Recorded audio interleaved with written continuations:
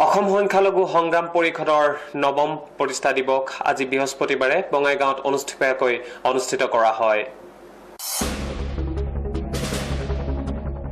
অসম সংখ্যালঘু সংগ্ৰাম পৰিষদৰ নৱম সংখ্যক প্ৰতিষ্ঠা দিৱস অনুষ্ঠিতকৈ বৃহস্পতিবাৰে বঙাইগাঁৱত পালন কৰা হয়। বৃহস্পতিবাৰে পুৱা অসম সংখ্যালঘু সংগ্ৰাম পৰিষদৰ উদ্যোগত বঙাইগাঁও জিলা সমিতিৰ সহযোগত নাম্বাৰপাৰা আল আমিন একাডেমীত কৰোনা মহামাৰীৰ প্ৰতি লক্ষ্য ৰাখি কেৱল সংগঠনৰ পতাকা উত্তোলন কৰি সকলো কাৰ্যসূচী সামৰণি মৰা হয়। সংগঠনটোৰ সভাপতি আব্দুল আজিজ উপদেষ্টা লিয়াকত আলী খানে জানিবলৈ দিয়া মতে অসমৰ সংখ্যালঘু সম্প্ৰদায়ৰ মানুহৰ ৰাজনৈতিক, অৰ্থনৈতিক আৰু সামাজিক ন্যায় প্ৰতিষ্ঠা কৰাৰ লগতে ভাৰতীয় সংবিধান প্ৰদত্ত অধিকাৰ সুৰক্ষিত কৰি সংখ্যালঘু সম্প্ৰদায়ৰ লোকৰ সৰ্বাংগীন উন্নয়নৰ বাবে শিক্ষা আৰু স্বাস্থ্য সজাগতাৰ প্ৰতি জনজাগৰণ সৃষ্টি কৰি দেশৰ আগশাৰীৰ জনগোষ্ঠী হিচাপে প্ৰতিষ্ঠিত কৰাৰ চেষ্টা অব্যাহত ৰখা হ'ব।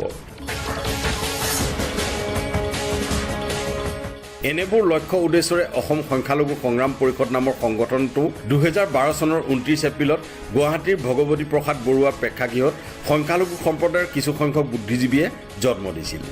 সেই উপলক্ষে প্ৰতি বছৰে 29 এপ্ৰিলত অসম সংখ্যালঘু সংগ্ৰাম পৰিষদৰ প্ৰতিষ্ঠা দিৱস হিচাপে পালন কৰি অহা হৈছে।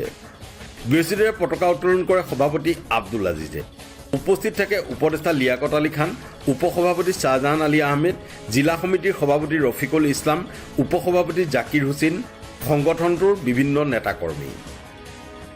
অসম সংখ্যালঘু সংগ্ৰাম পৰিষদৰ কেন্দ্ৰীয় কমিটিৰ উদ্যোগত আৰু বঙাইগাঁও জিলা সংখ্যালঘু সংগ্ৰাম পৰিষদৰ কমিটিৰ সহযোগত আমি কেন্দ্ৰীয়ভাৱে আমাৰ প্ৰতিষ্ঠা দিৱস উদযাপন কৰাৰ কাৰ্যসূচী আছিলে আৰু সেইমতে আমি প্ৰথম কাৰ্যসূচী পতাকা উত্তোলন আমি কৰিছোঁ।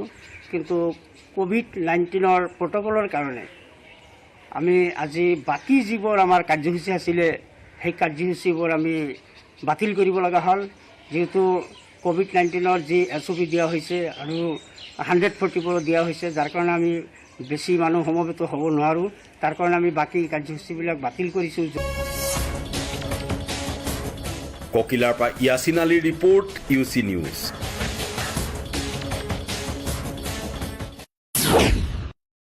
ৰাজ্যত